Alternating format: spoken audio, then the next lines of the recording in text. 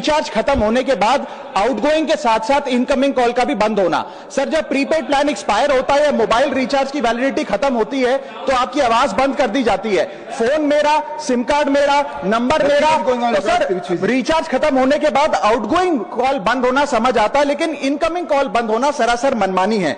Sir हमारा mobile number आज हमारी डिजिटल पहचान बन चुका है। एसेंशियल कम्युनिकेशन जैसे कि UPI payment, banking, OTP, train ticket OTP, PAN Aadhaar authentication, interview का कॉल, हॉस्पिटल का कॉल, मां बाप का गांव से कॉल, तमाम चीजें इनकमिंग कॉल और इनकमिंग एसएमएस से आती है और वो इसलिए बंद कर दिया जाता है कि इंसान एक रिचार्ज कराना भूल गया।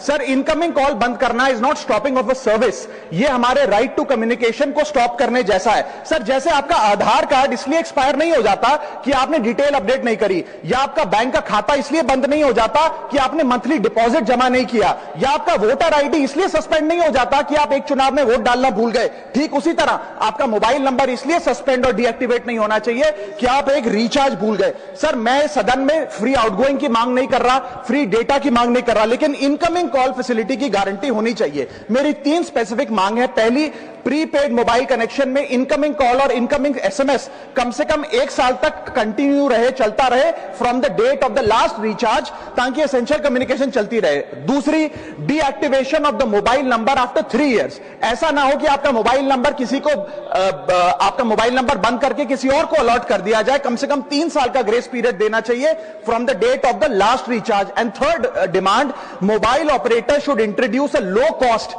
Incoming only plan. वो लोग जो सिर्फ इनकमिंग के लिए फोन रखते हैं उनके लिए, जैसे कि 10 रुपए में 180 दिन की इनकमिंग कॉल की फैसिलिटी, इस प्रकार की स्कीम्स मोबाइल ऑपरेटर को लानी चाहिए।